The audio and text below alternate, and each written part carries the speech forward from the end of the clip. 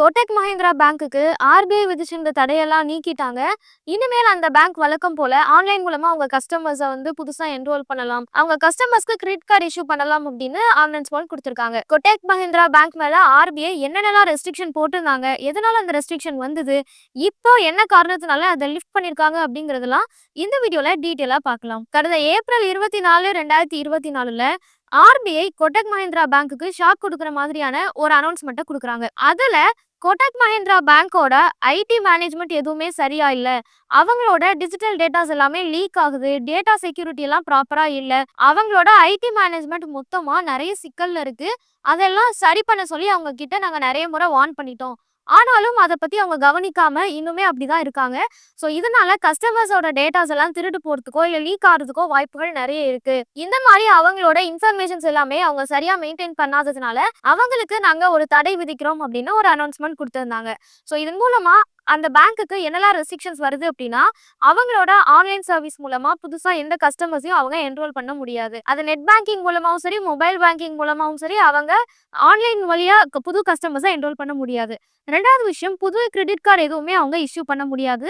Already எக்ஸிஸ்டிங்ல இருக்கிற credit cards வழக்கம் போல செயல்படும், ஆனா புதுசா இஷ்யூ பண்ண முடியாது அப்படிங்கறத சொல்லியிருந்தாங்க. இதனால அந்த பேங்க்குக்கு நிறைய நெருக்கடி ஏற்பட்டுச்சு அப்படின்னே சொல்லலாம். ஆல்ரெடி அந்த பேங்கோட கஸ்டமர்ஸா இருக்கிறவங்களும் அந்த பேங்க் மேல ஒரு அதிருப்தியில இருந்தாங்க அப்படின்னே சொல்லலாம். ஸோ இதை தொடர்ந்து கோட்டக் மஹிந்திரா பேங்க் இந்த விஷயங்களை திருப்பியும் சரி பண்ண ஆரம்பிக்கிறாங்க. அவங்களோட டேட்டா செக்யூரிட்டியை என்ஹான்ஸ் பண்றது, இதுக்குன்னே தனி குழு அமைச்சு இதெல்லாம் சரி பண்ண ஆரம்பிக்கிறாங்க. அதுக்கப்புறம் இந்த பிப்ரவரி 12ஆம் தேதி ஆர்பிஐ ஒரு பிரஸ் ரிலீஸ் கொடுத்திருக்காங்க.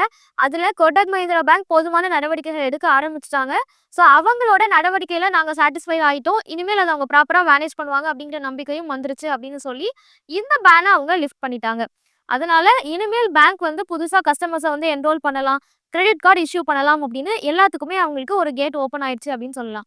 ஸோ கோட்டக் மஹிந்திரா பேங்க் தரப்புல இருந்து என்ன சொல்றாங்க அப்படின்னா, ஆர்பிஐயோட இந்த பேன் அமலானதுல இருந்து பேங்க்குக்கு நிறைய நஷ்டங்கள் ஏற்பட்டது அப்படின்னு சொல்றாங்க. அந்த பேங்கோட எம்டி அசோக் என்ன சொல்றாரு அப்படின்னா, ஆர்பிஐயோட பேன்னால நாங்க நிறைய விஷயங்களை இழந்தோம். அதுலயும் குறிப்பா கடந்த ஏப்ரல் 2024ல 60 லட்சம் கிரெடிட் கார்ட்ஸ் அவங்க இஷ்யூ பண்ணியிருந்திருக்காங்க. ஆனா இந்த டிசம்பர் 2024 அப்படின்னு வரும்போது அது 50 லட்சமா குறைஞ்சிருக்கு. ஏன்னா ஆல்ரெடி கிரெடிட் கார்டு யூஸ் பண்ணிட்டு இருக்கிறவங்க அதை க்ளோஸ் பண்ணியிருந்திருப்பாங்க.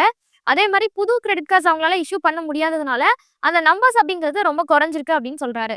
இன்னொரு பக்கம் பார்த்தோம் அப்படின்னா, பேங்கோட fixed deposit cash flow, so அந்த கேஷ் ஃப்ளோ 15% தான் இருக்கு. இதுவே நம்ம போன வருஷத்தோட கம்பேர் பண்ணோம் அப்படின்னா, போன வருஷம் கிட்டத்தட்ட 18.5% இருந்தது. ஸோ அதுவும் எங்களுக்கு குறைஞ்சிருக்கு அப்படின்னு சொல்றாங்க. இந்த மாதிரி பேங்க் நிறைய நெருக்கடிகளை சந்திச்சாலும் கூட அவங்க மேல வச்ச குற்றச்சாட்டை அவங்க கொஞ்சம் சரி பண்ணதுனால ஆர்பிஐ வச்ச இந்த லிஃப்டையும் பேன் பண்ணிட்டாங்க. ஸோ வரும் காலங்கள்ல இன்னும் புதிய கஸ்டமர்ஸை நிறைய அட்ராக்ட் பண்றதுக்காக நிறைய ஸ்கீம்ஸ் எல்லாம் கொண்டு வர போறோம். நாங்க எந்தெந்த இடத்துல லாஸை ஃபேஸ் பண்ணமோ அது எல்லாத்தையுமே சரி பண்ண போறோம் அப்படின்னு பேங்க் தரப்புல இருந்தும் சொல்லியிருக்காங்க. நீங்க கோட்டக் மஹிந்திரா பேங்கை யூஸ் பண்றீங்களா? உங்களுக்கு அந்த யூசர் எக்ஸ்பீரியன்ஸ் எப்படி இருந்தது அப்படிங்கறதெல்லாம் கமெண்ட்ஸ்ல சொல்லுங்க. மேலும் ஈடி தமிழ் சேனல்ல வரப்போகும் பிசினஸ் மற்றும் அது ரிலேட்டடான வீடியோவை பார்க்க உடனே கீழே இருக்க சப்ஸ்கிரைப் பட்டனை கிளிக் பண்ணுங்க.